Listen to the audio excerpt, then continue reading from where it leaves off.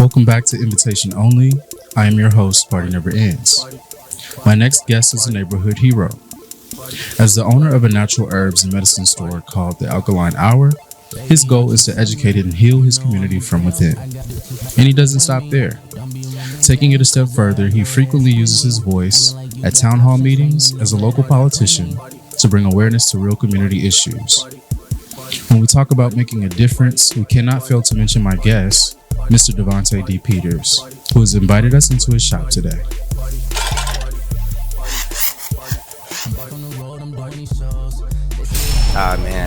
Just a lot of juggling, sharing a lot of energy with a lot of people. Right now, I'm in the middle of a campaign, a political campaign for Dallas City Council, District 8. So it's a lot of knocking doors, going to different candidate forums and debates with other candidates, as well as juggling that with meeting the constituencies or the neighbors right in their very homes. It's a day for new leadership in Dallas, especially young leadership. So that's why I'm continuing to run. What do you think impacts the community? When we say the community, which specific community are you representing? Well, District 8 is comprised of, it's the biggest district. It's about 55 miles. It extends from the east side, which is Kleberg-Riley area, then even Ed Road area, Seagull Village, Dallas part of Seagullville, and it extends on down even to Redbird Mall, on the far west end. So it's a very wide district. It even encompasses Highland Hills, like I said, the Redbird Mall area, Gannon, Westmoreland, even the Pemberton Hill area. So it's a huge area. However, we don't just stay in, those are political lines.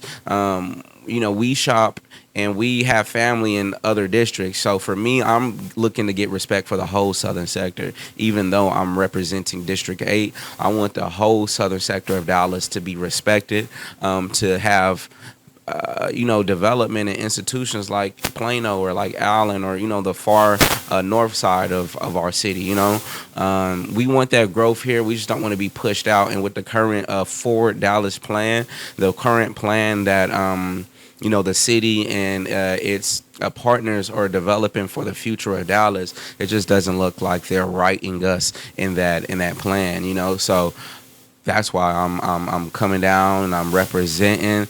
But like I said, we don't just stay in our districts. We have family over here, we have family over there, and we patronize those areas. So it's that community, specifically, namely District 8. However, I'm representing the whole southern sector of Dallas. What inspired your ideology when it comes to community impact? Were there any mentors or public figures that inspired you to do this? Yeah, for sure. Definitely, being around comrades like my boy Yafeo Balagoon, even the GMF Guerrilla Mainframe organization. Also, just looking up to leaders like Malcolm X, Khalid Muhammad. I even listen to Farrakhan videos. I like the way he speaks. But just more actionable people like even Fahim J. Minka. We actually he was one of the first Black Panthers in Dallas, who was trained by Geronimo Pratt. This is a man who not only had the Black Panther organizing background, he also created the Skateland Park on Ledbetter. That a lot of people still patronize to this day. He's also was the leader of the A-Man drug fighters. I believe this is in the early 90s or 2000s, where they actually went to the trap houses, him and his comrades, and actually protested them to get drugs out of our community. So this is a brother who did so much. He's even robbed banks for the movement. We actually got a park renamed in his honor. That park is College Park in Highland Hills. We actually been working for about over a year, almost 2 years, to get the CPC, the City Planning Commission, to get that park in his honor, College Park. This is a community he lived in and he worked in, and so namely people like Fahim Minka, and Khalid Muhammad, Malcolm X, and the likes, and people, Marvin Crenshaw's, the John Wiley Price's, people that we may or may not know and may not be famous in Black History Nation nationally, but here in Dallas, I'm inspired by a lot of the activists here as well. Yeah. And so watching them, you kind of got the confidence to do what you do now. For sure, and to be around comrades who I could bounce that energy off of, for sure. So how do you specifically yourself prepare for something like this? I mean, not everybody just says I'm going to go run for office or even impact their community in any type of way. So what, of course, we talked about how your parents impacted your decision making as far as the health ideology. But you know, I guess how do you prepare for what prepared you for this? I think it's an ongoing journey that I'm on. I wouldn't say I don't know what I did to be prepared per se, but I will say, my heart and my drive and desire to, see my community, see my neighborhood, be a conducive place, a space where, there is a lot of thinking going on. This could be a nexus of a lot of, robust and world changing brains and minds, but however, we don't have anything to foster that. So it's just my heart and my desire and my passion for my neighborhood, for the city of Dallas. I love my city. I love my side of town. So man, even if I got to get prepared along the way and, gain skills each time I run or each time I connect with people, I think that's just what keeps me in it. I don't think it's a level, necessarily preparation, because preparation might make me feel like, let me not do it this time. Let me, compensate for some things that I'm lacking, and then I'll wait to do it until I feel like I'm confident. So I say, man, let's just figure it out along the way. So compared to a traditional politician, you're a little bit more conventional, I would say. Right. You got face tattoos. When people see you, um, do they embrace you? When you come to knocking on the doorsteps, and we've seen videos of you like going around your neighborhood, impacting the community, as you said. But how do you feel about the responses? Yeah, it's definitely a varied response. Some people see my face tattoos and are very proud of me. You know what I'm saying? They definitely let me know, man, I'm proud of you. I think I inspire them as well. I even went to a brother's house yesterday in Highland Hills, and I knocked on his door. I'm looking the way I look, and he was just super appreciative of somebody, I guess, who he felt like was of stature, coming to his door, shaking his hand, and making a personal connection with him. You could just see he was just he was gonna willing to sit there for another 20, 30 minutes just to sit there and listen to whatever I had to say. Everybody is not that welcoming at the door. Some people see my hair and they be like, "Oh no, he not answering that door. He think he's slick. This young nigga think he's slick. He got the suit on, but I see his hair, and so they don't answer the door. Some people, I think more than my face tats and my hair, is my age. They for whatever reason, some people feel like, yeah, we need young people in leadership, and then some people may be leery of me and not really understanding what I'm doing. So I think that's the challenge. Just also, a lot of the older community, some of them aren't ready yet for young leadership, but a lot of them are very, very, very ready to get a young person in there. So it's a very response depending on who you're talking to. Facts.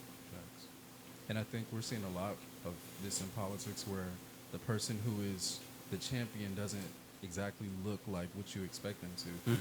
I'm kind of alluding to Trump becoming president. He's technically a felon, Right. and he's the president. So, what is your take on Trump in politics?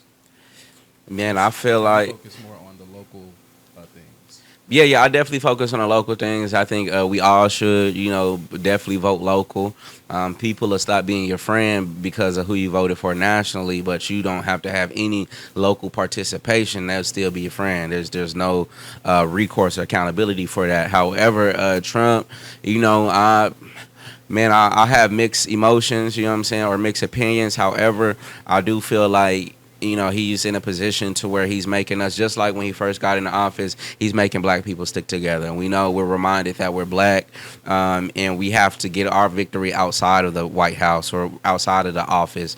And that's going to come through partnering with each other, aligning our goals, taking accountability for the safety of our neighborhoods, and just doing what we have to do for us, and also circulating our dollar within our communities as well. So I'm here for it.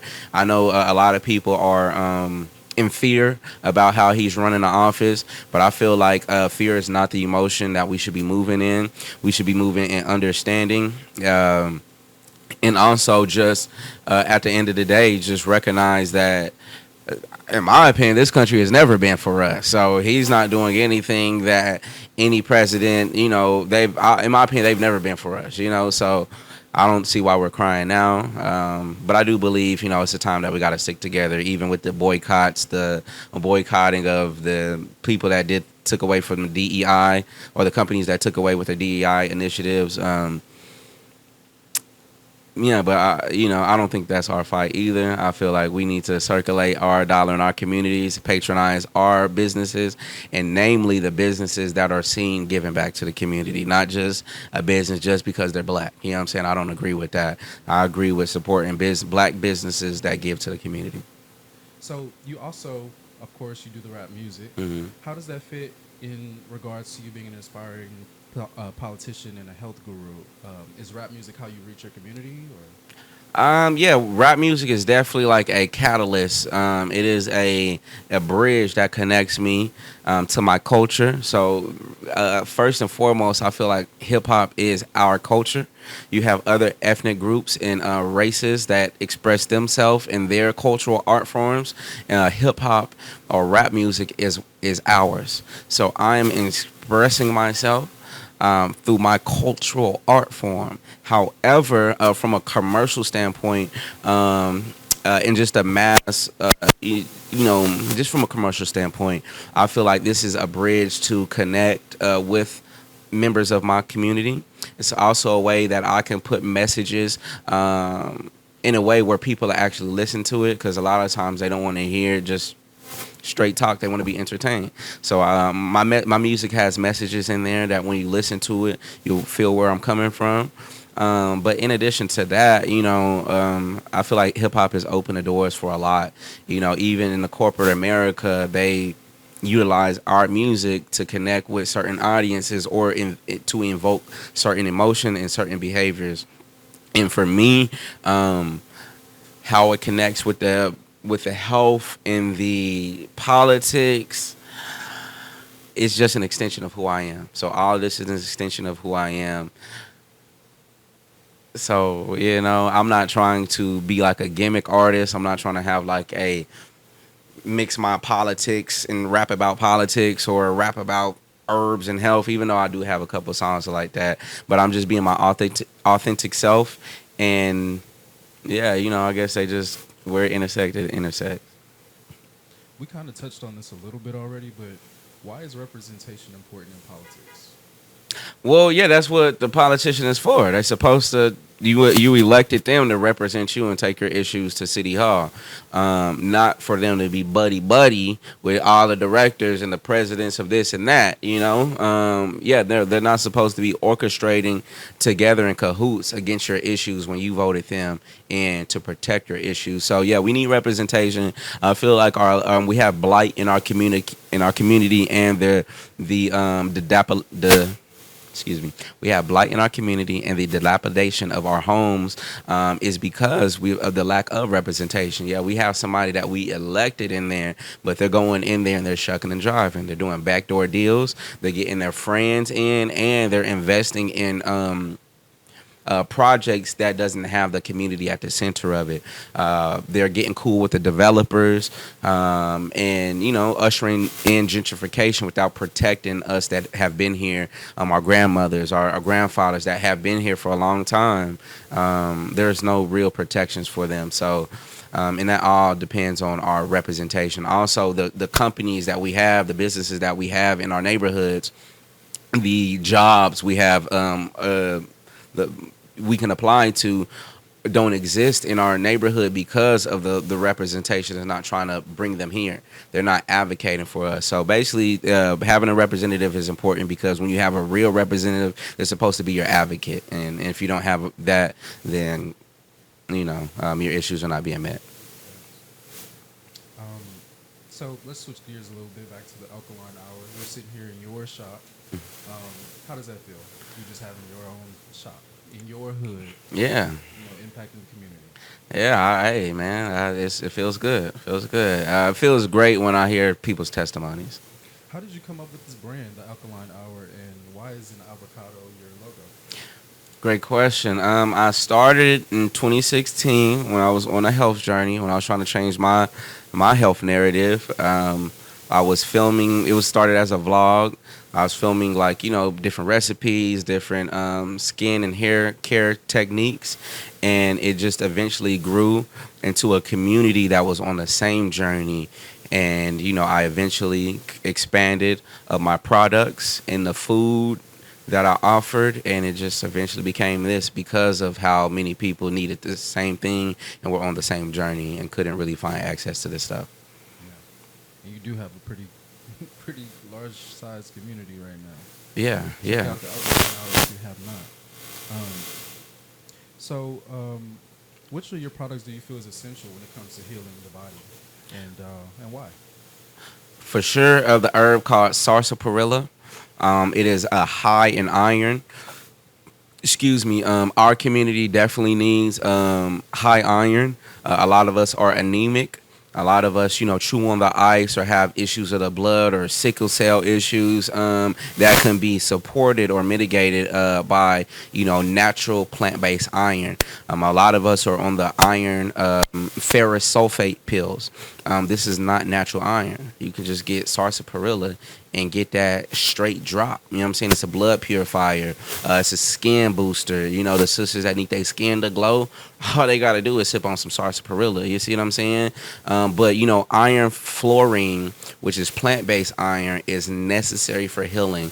So that's why I would start with that. But we do have others like sea moss. That's something that you take and you get pep in your step, and even for the happy homes, a lot of us, we're not able to put down at the bedroom. You know what I'm saying? So we give our community the men's health tea that has Tomcat Ali and Capadula in that. So between those 3 or 4 herbs or products, we're saving a lot of families, a lot of lives, and a lot of broken homes with that Capadula, brother. What's your favorite success story when it comes to your products? Ah man, we have a lot. Just the other day, the one I can remember. The other day we helped a family that worked at Children's Hospital. They were referred. It was a Hispanic family. They were referred by a brother that really supported. Long story short, the husband had a quadruple bypass heart surgery, and they basically, sent him to pretty much, die. You know what I'm saying? He didn't have a strong heart. However, after taking a series of our products, man, he has pep in his stuff. He has energy. They say they talk very highly of us. We also helped a couple ladies with breast cancer, battling that cancer. So we just have a lot of testimonies from opioid addiction. We have one of our best customers, Miss Valerie. She has been very adamant and vocal about how we've helped her fight her opioid addiction with a series of herbs, and one of them being ashwagandha, to help with anxiety and stress. So we have a lot, man. I got to do a better job at capturing these testimonies and putting them online. Talk a little bit about your process for sourcing your products. Oh yeah. So we get stuff from all over the world. We do get some stuff locally or domestically, but I also travel as well. I travel all over. I travel all over the world. Namely, the last place I went to was Jamaica. I was able to get some dog blood herb root, which is good for women that's trying to conceive. Helps clean the fallopian tubes and that uterus down there. So yeah, definitely. I want to travel more, study in the bush. I actually go out to the jungles, y'all. I learn, I identify plants. I put my money into the locals by paying them to be my guards and drivers. Excuse me, my guides and my drivers. And I get this information and I bring it back, and I've even had to go to the Ministry of Agricultures in different parts of the world, and that's their USDA, their import export division.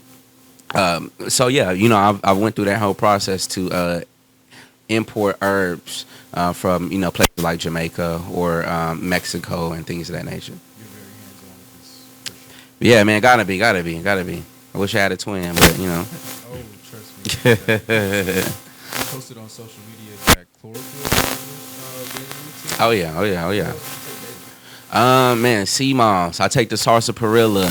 Man, I do be up in here, getting high on my own supply. So definitely the trap tea is something that I take. Lion's mane mushroom for the memory focus. Gotta stay on point with there. But yeah, I also experiment and I mix them up too. One of my favorite herbs, in addition to sarsaparilla, is cocoa mecca. That's another. They're actually cousins. They're both in a Smilax genus. But it's also a potent blood purifier. It's a skin booster and just a toxin remover. So it's going to help you with your filtering with your kidneys and your liver. Which is important. But those are pretty much my routine. Now, you're giving me a parasite cleanse and some duck flower. What do I need to know before taking it? Hey man, it's going down. You know what I'm saying? Stay hydrated prior to. Yeah, get that palate ready in the restroom, brother. You know what I'm saying? It's going down. So I need to be just. This is going to be a day that I need to just set aside. For sure. Well, it's about the duck flower is about a 6 to 8 hour experience. You're gonna be shitting, throwing up every hole you got. You're gonna have something coming out of it, but it's a productive expulsion. You know what I'm saying? This is parasites, toxins, mucus. They're getting an eviction note, brother.